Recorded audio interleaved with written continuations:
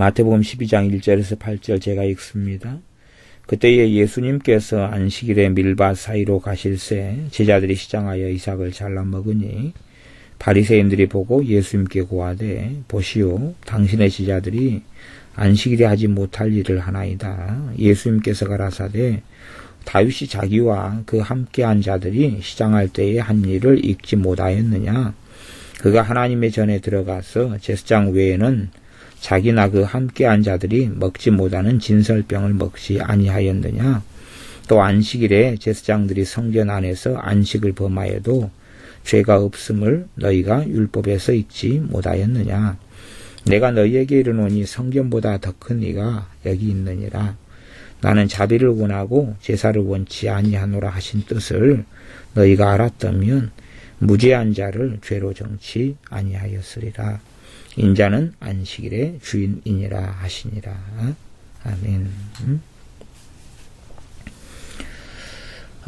주님께서 안식일에 밀밭 사이로 가실새 제자들이 배가 고파가지고 이삭을 잘라 먹었어요. 아마 이스라엘 유대인들 가운데는 안식일에 남자가 이삭을 이렇게 잘라 먹는 건 그 안식일 규정에서 자신들의 율법 해석에서 이걸 추수하는 걸로 봅니다. 그렇기 때문에 안식일을 범했다 이렇게 봐요. 그러나 제자들이 이제 이런 일을 주재하는 것은 이런 것들이 관행처럼 간혹 되어지는 일이기 때문에 아무 생각 없이 한 거죠. 그런 거겠죠. 그런데 이제 주님에 대하여 꼬투리를 잡으려는 사람들이 있었어요. 관찰을 하는 거죠. 흠결이 나타나면 이렇게 물어 뜯으려는 이래처럼 이렇게 뜯으려는 사람들이 있었는데 그들이 바리새인들이죠.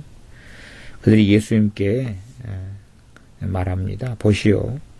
당신의 제자들이 안식일에 하지 못할 일을 하나이다. 말하자면 왜 제자들을 시비 거냐 그러면 그것 가지고 당신의 제자들이니까 보시오. 당신이 그렇게 잘못 가르친 거 아니에요. 당신이 잘못 가르쳤으니까 제자들이 이렇게 안식일을 범하는 일을 하는 거 아니에요. 그러니 당신이 과연 선지자입니까? 당신이 과연 하나님께서 보내신 사람이 맞을까요? 그러는 거지요. 그래서 주님을 뒤쪽으로 꽈서 제자들을 걸고 넘어지면서 정죄하고 비난하고 공격하는 것이지요. 그지? 단순히 제자들을 공격하려고 하는 이야기는 아닙니다. 주님을 공격하는 것이에요. 주님을 공격하는. 이게 당신의 제자들이다 그러잖아요. 저 사람들이 뭐 그렇게 이야기하는 게 아니고 당신의 제자들이 안식일에 하지 못할 일을 해서 안식일을 범한다. 안식일을 범했다는 이야기는 죄를 지었다. 그렇게 이야기하고 그리고 당신도 지금 저들의 스승이기 때문에 당신이 지금 저렇게 방치한 것도 왜 그거 안식일 범했는데 그거 안식일 범하는 거다 하지 말아라 그렇게 안 가르치냐 이런 걸 다 깔고 있는 이야기입니다. 혹은 당신이 방조하고 방치하고 혹은 당신이 잘못된 가르침을 하니까 제 아들이 이렇게 안식일 범하는 일을 행하는 게 아니냐 그런 이야기입니다. 주님께서 이제 몇 가지의 반론을 제기하면서 말씀을 하십니다. 다윗이 자기와 그 함께한 자들이 시장할 때에 한 일을 읽지 못하였느냐. 그가 하나님의 전에 들어가서 제사장 외에는 자기나 그 함께한 자들이 먹지 못하는 진설병을 먹지 아니하였느냐. 진설병을 먹었어요. 진설병을 먹었는데 그것은 언제 먹었냐 그러면 이 진설병은 그 제사장만 먹는 거예요. 근데 제사장만 먹는데 진설병은 떡이에요. 하나님께 이제 그 성전에서 성소에서 하나님께 바치는 그런 떡이에요. 그런데 그 당시의 제사장도 가난했다는 걸 알 수 있어요. 다윗이 가가지고 좀 먹을 건 좀 달라 그러니까 제사장이 먹을 걸 줄 수가 없는 거예요. 자기 형편이 너무 가난하니까. 그래서 살펴보니까 이 진설병 하나님께 성소에서 드리는 떡은 이렇게 어느 일정한 시간이 되면 바꿔요, 이것을. 이걸 바꿔요. 그냥 곰팡이 쓰고 오래되면 안 되니까 바꿔요. 바꿀 때 되면 이제 누가 먹냐 그러면 제사장을 먹어요. 제사장만 먹도록 율법에 규정된 겁니다. 규정됐어요. 참 율법에 신비로운 것은 많이 있습니다. 율법은 굉장히 신비로워요. 율법의 신기로운 것을 제가 말씀드리자면 율법은 하나님의 뜻이에요. 근데 율법의 신비로운 건 뭐냐면 유도리가 있어요. 이상하죠. 이게 사람들이 그걸 잘 이해를 못해요. 율법은 하나님의 뜻이어서 하나님의 말씀은 절대 변개될 수가 없잖아요. 근데 유동성이 있어요. 사람들이 율법의 유동성을 잘 이해를 못합니다. 율법은 율법은 하나님께서 모세를 통해 계시하신 하나님의 뜻이에요. 그러니까 절대 불변의 것이에요. 불변의 것인데 그게 유동성, 변화가 있어요. 이게 신비로운 것입니다. 이게 지금까지 어떤 율법 해석에 있어서는 무엇은 알고 있냐 그러면 율법은 1.1획도 변할 수 없다는 주님의 말씀을 포함해서 절대 변개될 수 없다는 것까지는 알아요. 그까지는 알아요. 근데 율법에 있어서 유동성, 유도리가 있다는 것은 알지를 못해요. 율법의 불변성과 율법의 가변성이다. 가변성은 변한다 그 말이에요. 율법의 불변성이 있고 율법의 가변성이 있는데 주로 대부분 율법의 불변성 하나밖에 몰라요. 지금 주님께서 이 다윗이 진설병을 먹은 걸 죄라고 이야기한 거예요? 죄가 아니라고 이야기한 거예요? 죄가 아니라고 이야기한 겁니다. 분명히 율법은 지금 이 진설병은 누구만 먹을 수 있냐 그러면 제사장만 먹을 수 있어요. 그러니까 율법을 어긴 게 된단 말이에요. 율법을 어긴 거예요. 그러면 제가 율법의 가변성이라고 이야기하는 것은 율법 안에는 다양한 말씀이 있어요. 다양한 말씀이 있어요. 그래서 하나의 말씀을 다른 말씀들이 부족함을 메워줘요. 부족함을 메워줘요. 그러니까 7절 12장 7절에 나는 자비를 원하고 제사를 원치 아니하노라 하신 뜻을 너희가 알았다면, 그러니까 하나님께서 뭘 원하신다 그래? 자비를 원하신다 그러잖아요. 그지요? 분명히 진설병은 제사장만 먹어야 되는 거예요. 그런데 하나님은 또한 뭘 원하세요? 자비를 원하시는 거예요. 그러니까 이 진설병을 다윗이나 다윗과 함께한 사람들이 먹은 것은 죄가 되지 않았어요. 그런데 어떨 때가 죄가 될 수 있었냐 그러면, 어떨 때는 죄가 되겠냐 그러면, 일단 봐보세요. 진설병 자체를 제사장이 내주질 않아야 돼요. 자기가 먹어야 돼요. 그러면 이제 똑같이 다윗이 먹었을 때에 죄가 될 수도 있는 여지가 있어요. 뭐 어떨 때가 돼가 죄가 되냐 그러면 다윗이 자기가 먹을 것이 있어요. 그런데 더 탐내가지고 먹고 싶어요.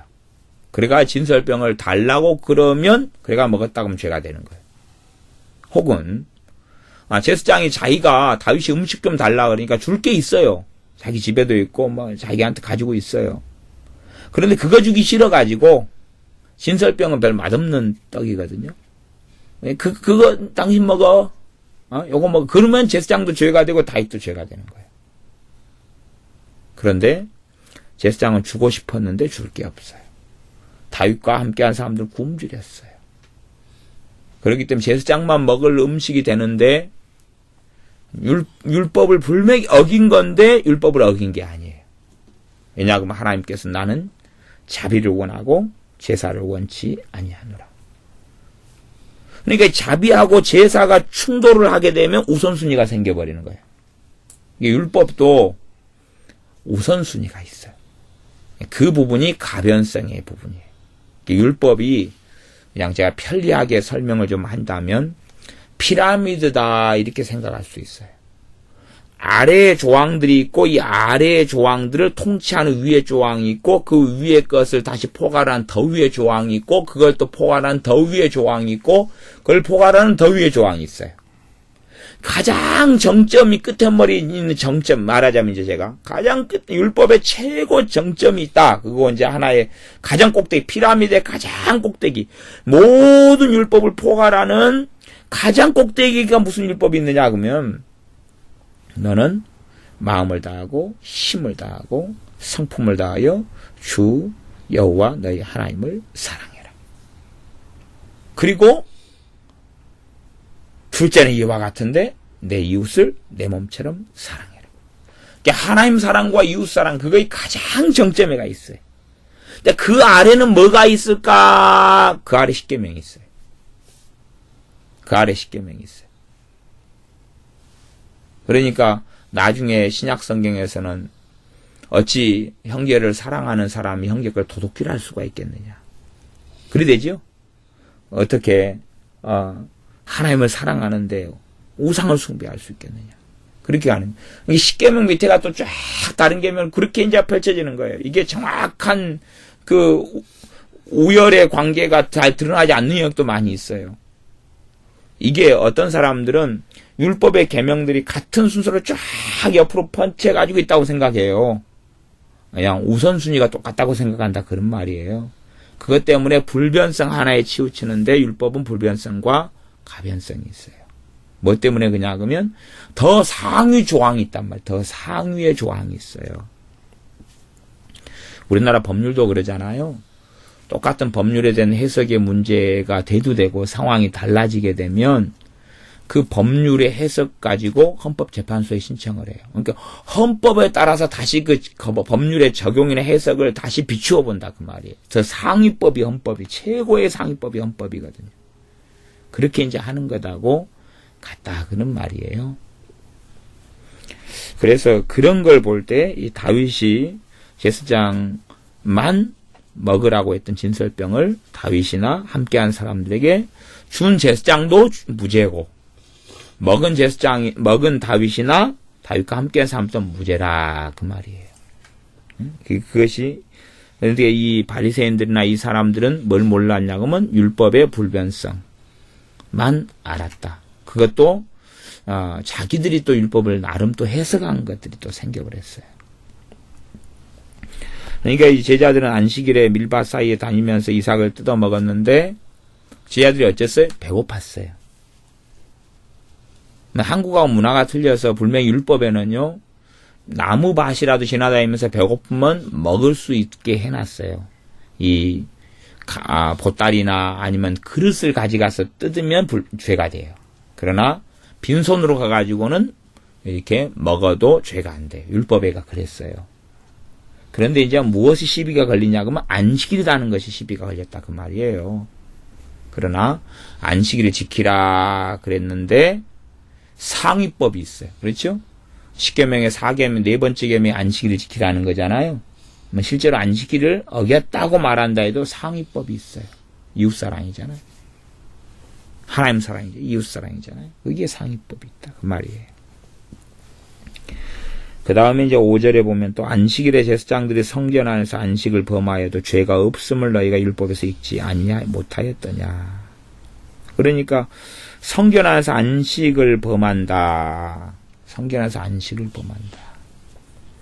성전 안에서 안식일에서 하지 말라는 것을 할 수가 있다 그런 말이에요. 근데도 죄가 안 된다 그 말이에요. 성전 안에서는 왜 성전 안에서 어떤 일을 하겠어요? 하나님 때문에 그러죠. 그러죠? 하나님을 섬기고 경배하기 위해서 하는데 평일날에는 문제가 안 되는데 안식일에는 문제가 되는 조항들이 존재한다 그런 말이에요. 근데 그게 죄가 안 된다는 것이. 말하자면 어떤 면에서는 치유의 법권 지역이 될 수도 있다 그런 말이죠. 그런 여지처럼 그렇게 되는 것이에요. 그래서 우리가 법률을 좀 더 이해하면 이런 영역의 이해를 좀 더 할 수도 있고 막 그러는 것이에요. 똑같이 죄를 지어도 이 3살짜리가 도둑질을 했는데 3살짜리는 도둑질이 뭔지 몰라요. 지 물건 남의 물건 잘 모를 때들이 많아요. 슈퍼에 가서 하나 집어오는데 뭐 이런 문제도 생기고 혹은 또 뭐 국회의원이라든지 이런 사람들이 똑같은 범죄를 저질렀을 때에 또 이렇게 처벌이 미루어지거나 등등의 이런 일이 벌어져요. 또 그런 여러 가지의 어떤 법에 있어서 좀 복잡성이 존재하는데 실상은 율법에 대해서도 좀 그런 면들이 존재하는 부분이 있어요. 이게 사람들이 생각하기에 이렇게 획일적이거나 단순하지는 않은 측면들이 있습니다. 그러면서 주님께서는 크게 그게 세 가지를 말씀하세요. 그게 세 가지를 말씀하시는데 6절부터 8절까지. 6절 첫 번째는 뭐냐 그러면 내가 너희에게 이르노니 성견보다 더 큰 이가 여기 있다. 성견보다 더 큰 이가 여기 있다. 그러니까 아마 이 바리새인들은 이것 가지고 시비를 걸지 안 걸지를 몰라서 이해를 잘 못하니까. 그러니까 어떻게 생각할 수 있냐 그러면 성견보다 더 큰 이가 하나님이잖아요. 하나님 이곳에 계시다. 뭐 이렇게 이해했을 수 있다 그 말이에요. 주님은 내가 성견보다 더 크다 그렇게 해버렸으면 바리새인들 하면 돌 두고 달라들었을지 몰라요. 성견보다 더 큰 게 여기 있다 그러고 함구해버리는 거예요. 주님 자신에 대한 이야기죠. 주님은 성견보다 더 크시죠. 그러니까 봐보세요. 성견 안에서 안식일을 범하여도 죄가 안 되는데 성견보다 더 큰 이가 함께 있어요. 그럼 거기에서 안식일을 범하여도 문제가 돼요? 안 돼요? 안 된다 그런 말이에요. 지금 그 이야기를 하고 계시는 거예요. 두 번째는 나는 자비를 원하고 제사를 원치 않는다. 그러니까 이것이 안식일의 어떤 범하는 조항보다 특수한 상황이 되면 그보다 더 큰 조항이 되는 거예요. 봐보세요. 그 아론의 손자 비느하스가 가늠하는 그 남녀 있잖아요. 그쵸? 미디암 여자하고 이스라엘 그 남자 둘이를 창으로 찔러 죽였어요. 그러면은 무엇을 어긴 거죠? 살인하지 말라를 어겼잖아요. 살인죄를 지었잖아요. 그잖아요. 거기에서 살인죄를 적용을 하잖아요. 그리고 오히려 하나님이 잘했다 그러고 축복을 약속하셔요. 그러니까 살인죄보다 더 큰 조항이 뭐예요? 하나님을 사랑하는 거예요. 하나님을 사랑했기 때문에 하나님의 질투로 하나님의 분노로 행했어요. 하나님 편에 서서 하나님을 사랑하기 때문에. 그러니까 살인하지 말라의 조항보다 더 높은 조항이 있는 거예요. 그지 아나니아하고 살인죄를 지었는데 살인한 사람 어쩌라 그랬어요? 율법에 죽이라 그랬잖아요. 갖고 죽인다. 그게 안 된다 그런 말이에요. 그러니까 이게 율법을 액면 그대로 모든 조항을 그대로 다 적용을 시킨다면 굉장히 복잡해집니다. 그러니까 그런 식의 율법 이해가 잘못된 율법 이해가 많아요. 그래서 우리가 율법에 대한 이해를 사실은 좀 이제 이 마태복음 12장 본문을 가지고 제가 다 설명할 수는 없는데 좀 이제 일부분을 설명할 수밖에 없는 부분이에요. 근데 실상은 많은 목회자들이나 많은 좀 안다 하는 분들이 율법에 대한 이해가 부족해요. 잘 몰라요, 그냥. 잘 몰라요. 근데 주님이 하신 말씀을 통해서 일부라도 알아가야 되는 부분이 있습니다. 그래서 너희가 알았다면 이 나는 자비를 원하고 제사를 원치 아니하노라 하는 하나님의 말씀을 너희가 알았다면 무죄한 자를 죄로 정치 아니하였으리라. 그 다음에 이제 8절은 세 번째 하시는 말씀은 인자는 안식일의 주인이다. 어떤 면에서는 6절하고 좀 같이 연결되는 말씀이기도 해요. 성견보다 더 큰 이가 있다. 그건 말씀에 빗대어서 하시는 말씀이고 그 사건에 빗대어서 그 다음에 인자는 안식일의 주인이다. 그러니까 내가 인자는 주님이시잖아요. 주님이 주인이에요. 주님이 안식일의 대장이 되시고 안식일의 모든 게 통치자가 지배자가 되는 거예요. 안식일 주님이 주인인 것이에요. 그러니까 주님의 허락 속에 주님의 허용 속에 행하는 것. 그러니까 주인이니까 주인이 그게 죄다 죄가 아니다를 정하는 권한이 주님께 있는 거예요. 전에 어떤 사람이 집에 와서 냉장고에 있는 음식을 먹었어요. 그러면 이제 딴 사람 보기에는 뭘로도 보일 수 있냐고 도둑질이잖아. 그렇게 보일 수 있단 말이에요. 근데 이제 냉장고 음식을 가진 집주인이 먹어도 돼. 그럼 죄가 돼요? 안 돼요? 안 되는 거잖아요. 그게 그런 이야기예요. 그러니까 그 집에 어떤 있는 물건들은 집주인 것이란 말이에요. 그러니까 집주인의 허락 없이 그걸 쓰거나 가져가거나 그러면 절도가 되는 도둑질이 되는 거예요. 근데 주인이 주면 그건 당연한 것이 되는 거죠. 당연한 것이 되는 그런 이야기인 거예요. 그래서 이 상황과 일을 통해서 율법보다 더 크신 이, 율법을 다스리시는 이, 율법을 주신 분이 자신에 대한 주님께서 인자 되신 주님께서 율법을 주셨잖아요. 모세를 통하여. 아버지 하나님께서 율법을 주셨잖아요. 아들 주님의 손에 하나님 아버지께서 모든 것을 맡기셨잖아요. 우리 주님은 성경보다 더 크신 이고 안식일의 주인이 주님이십니다. 또한 아버지 하나님은 뭐라고 나는 자비를 원하고 제사를 원치 아니하노라. 자비하고 제사가 충돌이 되면 제사 지내는 건 하나님 뜻입니다. 너희가 자비를 베풀라는 게 하나님 뜻이에요. 근데 우선순위가 어느 게 먼저라고요? 자비가 먼저란 이야기입니다. 자비가 먼저란 이야기를 하는 거예요. 물론 하나님의 공의에 입각한 자비입니다.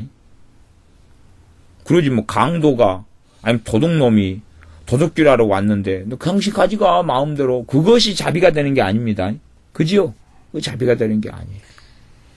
누가 굶어 죽어가고 있을 때 음식을 주는 것이 자비가 되는 거죠. 그게 제사장이 가지고 있는 진설병이라 할지라도 그게 하나님이 기뻐하시는 일이 된다. 그런 말입니다. 기도하겠습니다. 아버지 하나님 율법에 대해서 우리가 더 잘 깨달아 아는 지혜와 지각을 주셔서 우리가 알고 있는 율법에 대한 이해가 아니라 하나님의 말씀에 있는 바른 율법에 대한 이해를 가지게 하여 주시고 우리가 무엇보다 하나님께서 자비를 원하고 제사를 원치 아니한다는 그 말씀을 더 깨달아 알게 하시고 나아가서 하나님을 힘을 다하여 마음을 다하여 성품을 다하여 사랑하며 또한 이 하나님의 사랑에 입각하여 진리 속에서 하나님의 공의 속에서 하나님의 사랑과 자비 속에서 이웃을 사랑하는 우리가 되게 하여 주시옵소서. 우리가 함부로 이 바리새인들처럼 이웃을 형제를 정죄하거나 판단하는 어리석음에 들지 않도록 우리를 일깨워 주시옵소서. 예수님의 이름으로 기도하옵나이다. 아멘.